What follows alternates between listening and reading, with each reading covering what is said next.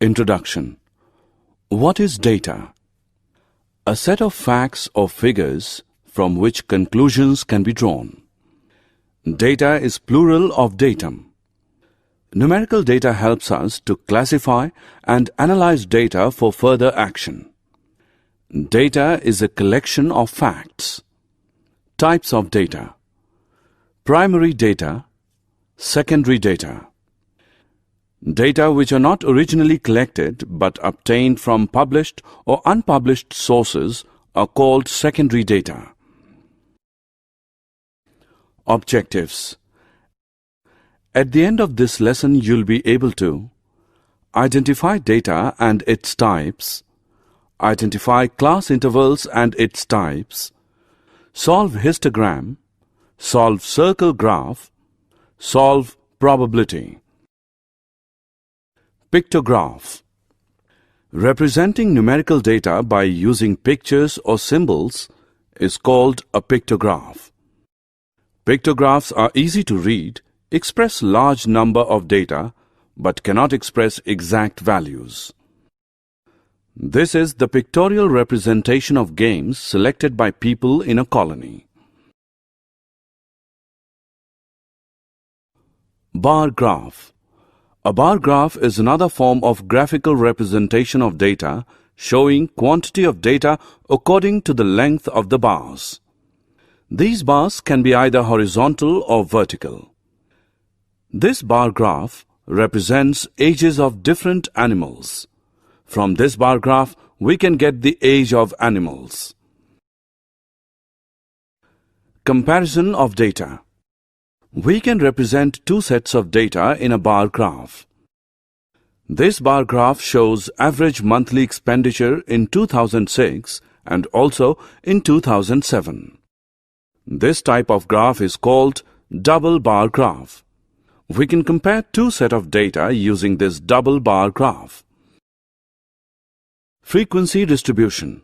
Types of data. Raw data. Raw data is a collection of initial observations not yet organized. It is the information we get when we do survey.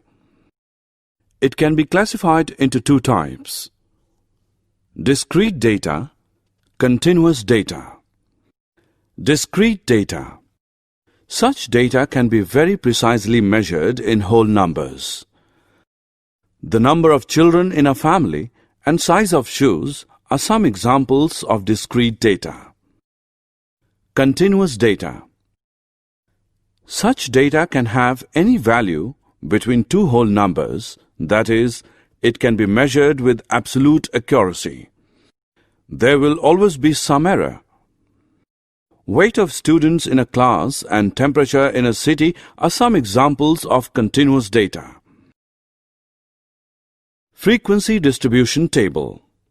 Look at the following data. It tells you the performance grade of the students in a month. 6, 5, 6, 9, 7, 4, 2, 4, 7, 8, 3, 4, 9, 8, 2, 3, 5, 9, 7, 8, 9, 7, 5, 6, 7, 7, 4, 4, 7, 8, 3, 4. From this data, we know only the performance grade of the students in a month.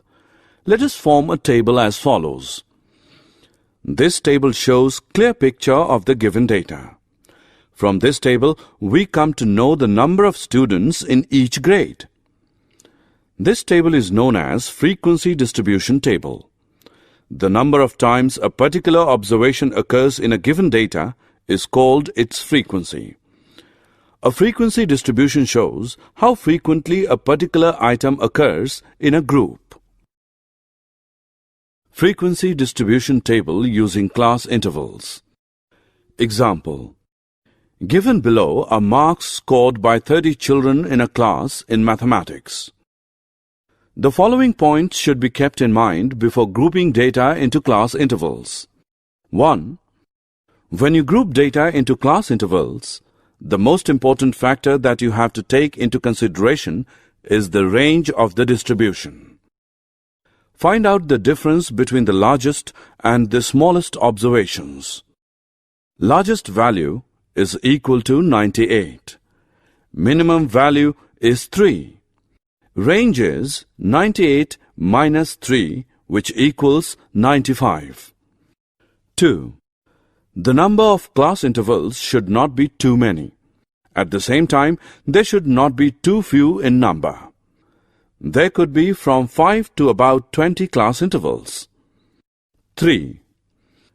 Based on the above two factors, you will have to choose the width of the class intervals. You should choose this width with great care. It should not be so wide that the significance of the data is lost, nor should it be so narrow that the number of intervals is too many. Only you can decide the optimum size of the interval.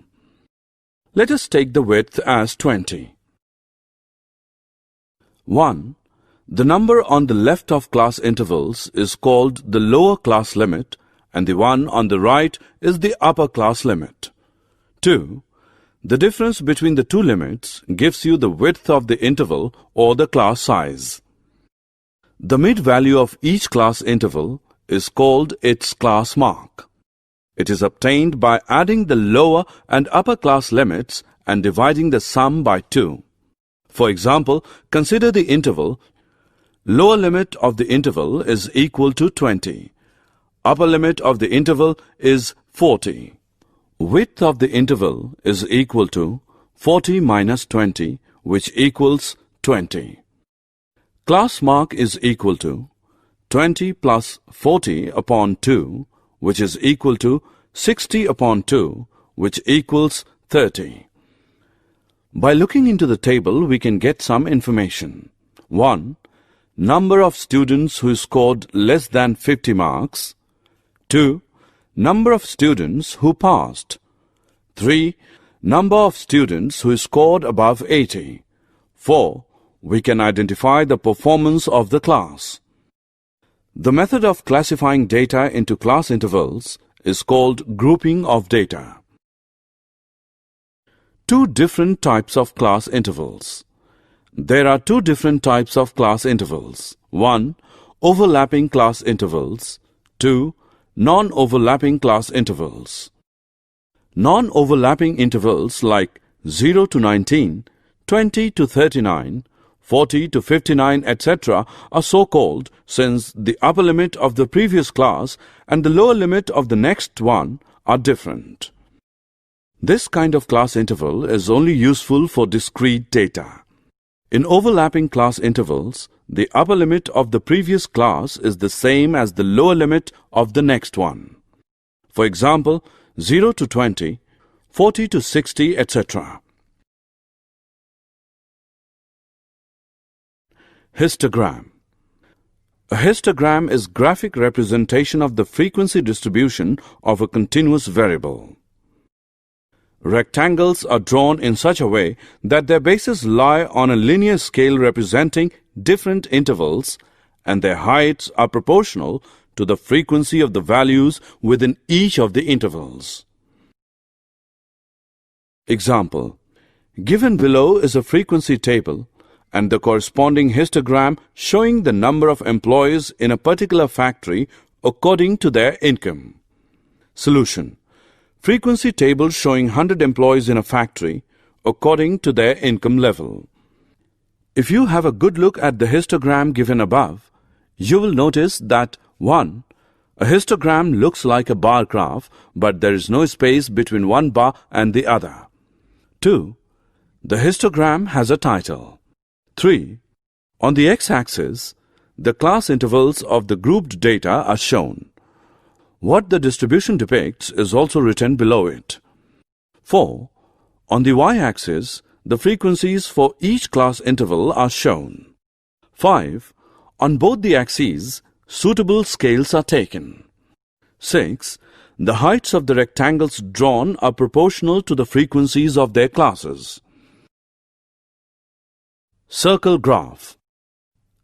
A circle graph divided into pieces, each displaying the size of some related piece of information. Circle graphs are used to display the sizes of parts that make up some whole. Circle graphs are also known as pie graphs. Example 1. The favorite colors of students in a school is given in the following table. Before representing it in a circle graph, we have to do the following steps. 1. Find the whole parts. 2. Count the number of groups. 3. Find what fraction of each group has as a whole. 4. Find the central angle and draw the graph according to it. Solution. Total number of students is equal to 200. Number of groups is equal to 5. Fraction of students who like red color is equal to 37 upon 200. Central angle is equal to 37 upon 200, that is 360 degrees, which is equal to 66.60. Fraction of students who like green color is equal to 26 upon 200. Central angle is equal to 26 upon 200, which is 360 degrees, which equals 46.80. Fraction of students who like blue color is equal to 30 upon 200. Central angle is equal to 30 upon 200. 360 degrees is equal to 540. Fraction of students who like yellow color. Fraction of students who like yellow color is equal to 39 upon 200. Now central angle is equal to 39 upon 200. 360 degrees is equal to 70.20. Fraction of students who like pink color is equal to 68 upon 200. Central angle is equal to 68 upon 200. 360 degrees is equal to 122.40. Summary. Let us summarize what we have learned. Raw data is a collection of observations which are not organized. The difference between the highest and lowest observations in a data is called the range of the data. The number of times a particular observation occurs in a given data is called its frequency. A frequency distribution is a table that shows how frequently a particular item occurs in a group. When the number of observations is high, the data is grouped into convenient class intervals. The difference between the upper and lower class limits is called the class size. The mid-value of a class interval is called the class mark. Class intervals may be overlapping or non-overlapping depending on the type of data collected. A histogram is a graphic representation of grouped data. It consists of rectangles with class intervals as the basis and the corresponding frequencies as heights. An experiment is a situation involving chance or probability that leads to results. An outcome is the result of a single trial of an experiment. An event is one or more outcomes of an experiment.